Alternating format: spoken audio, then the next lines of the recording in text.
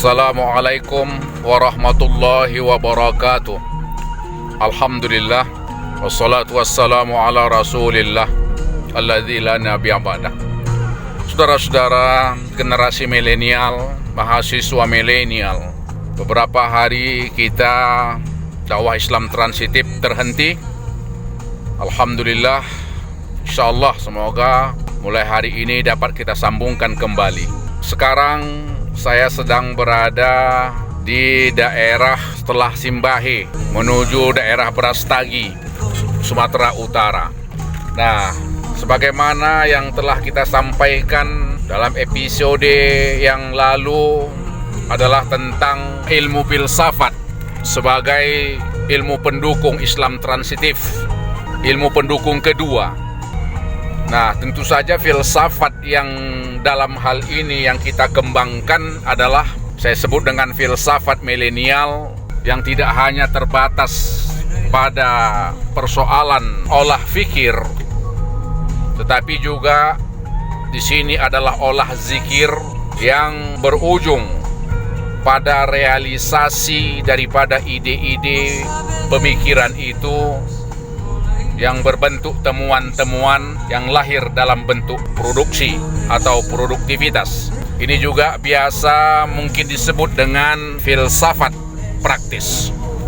Nah, saudara-saudara, tentu saja untuk merealisasikan hasil temuan-temuan filsafat memerlukan sebuah kolaborasi antara pemikir. Tentu saja dalam hal ini universitas, perguruan tinggi. Jadi antara pemikir, pemerintah, politisi, pengusaha, buruh, perbankan, dan seluruh elemen masyarakat yang terkait yang bergerak secara seksama sesuai dengan peran, kedudukan, kepentingan, dan kebutuhannya sebagai bagian dari mesin penggerak gerakan total produksi. Sebuah istilah dalam Islam transitif yaitu gerakan total produksi yang lahir dari ramuan olah fikir dan olah zikir dalam konteks filsafat milenial. Saudara-saudara, dalam konteks sebuah bangsa, maka pemimpin pemerintah biasa bisa jadi presiden atau raja. Ini menjadi pemain kunci, key person, pemain kunci gerakan total produksi dalam rangka tentu saja untuk membangun peradaban bangsanya yang berkesejahteraan, berkeadilan, sekaligus berkompetitif, berkarisma, dan juga bermartabat. Nah, saudara-saudara, dengan kolaborasi itulah maka bangsa itu, masyarakat itu akan menjadi masyarakat penemu, masyarakat pembuat barang-barang yang sengaja dipersiapkan untuk jalannya sebuah peradaban.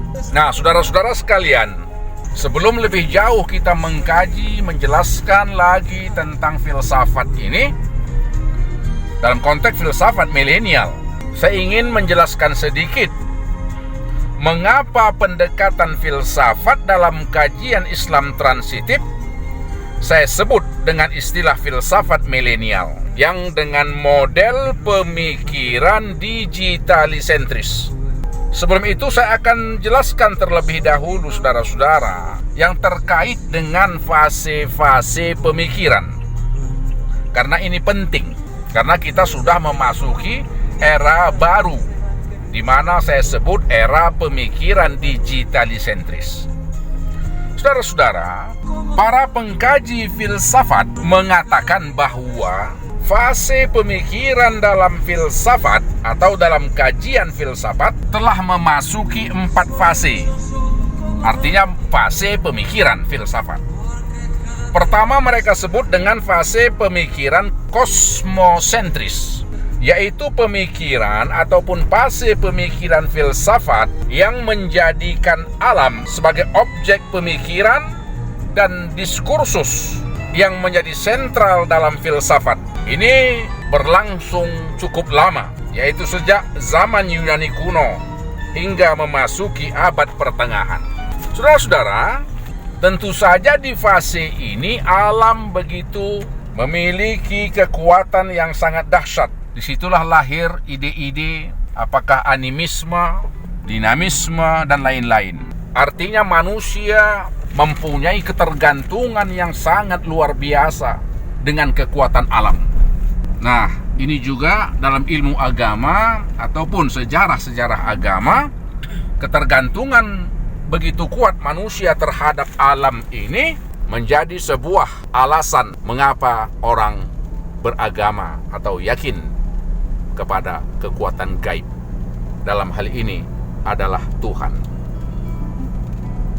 Nah, saudara-saudara, fase yang kedua disebut dengan fase teosentris, yaitu fase pemikiran filsafat yang terfokus pada kekuatan Tuhan sebagai pusat kajian, yang mana pemikiran ini mengalami puncak perkembangannya pada masa abad pertengahan.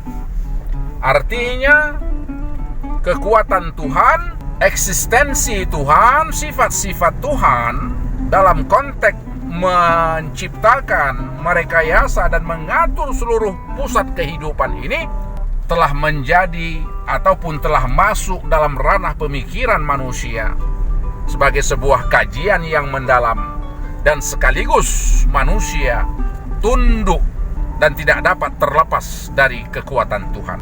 Saudara-saudara, fase filsafat, fase pemikiran filsafat yang ketiga adalah disebut dengan fase pemikiran antroposentris, yaitu pemikiran filsafat yang menjadikan manusia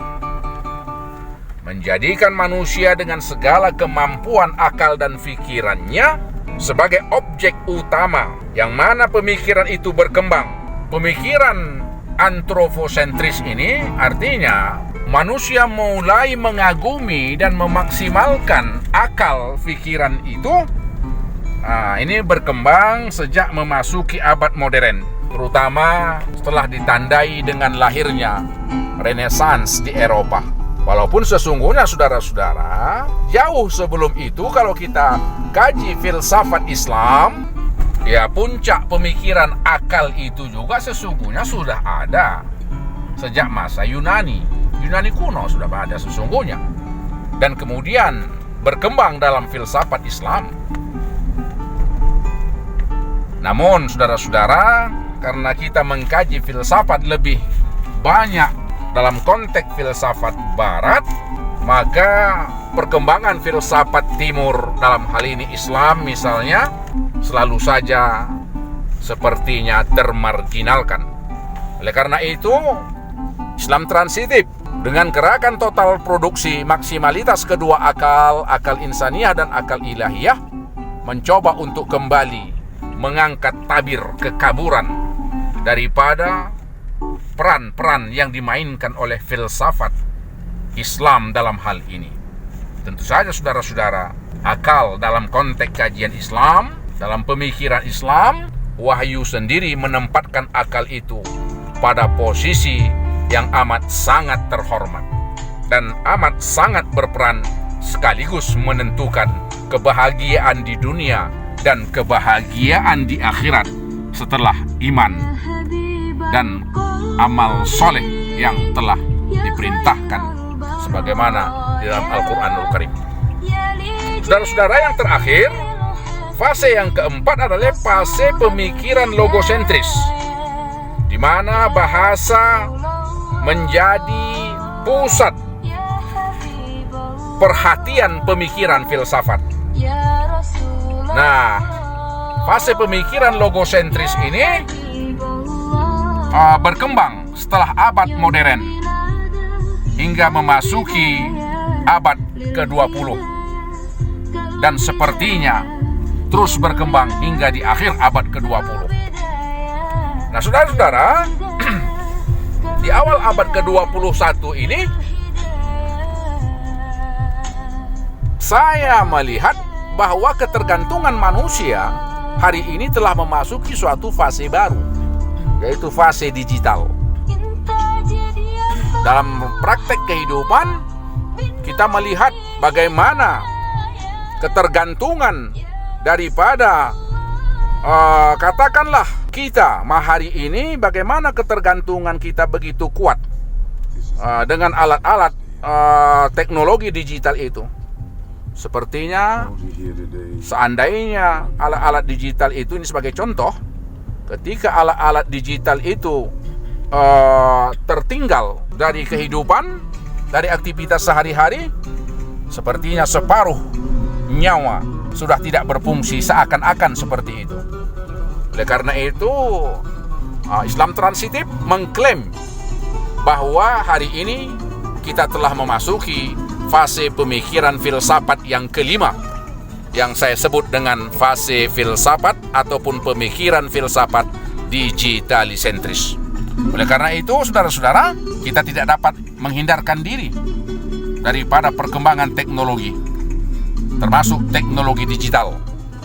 Oleh karena itu, Islam transitif dengan filsafat milenial berharap pada generasi milenial, mahasiswa milenial, tentu saja dapat menjadikan alat-alat digital, pemikiran digitalisentris ini menjadi sebuah gerakan perubahan, menjadikan sebuah gerakan total produksi dalam rangka memaksimalkan peran-peran kita dalam kehidupan umat manusia.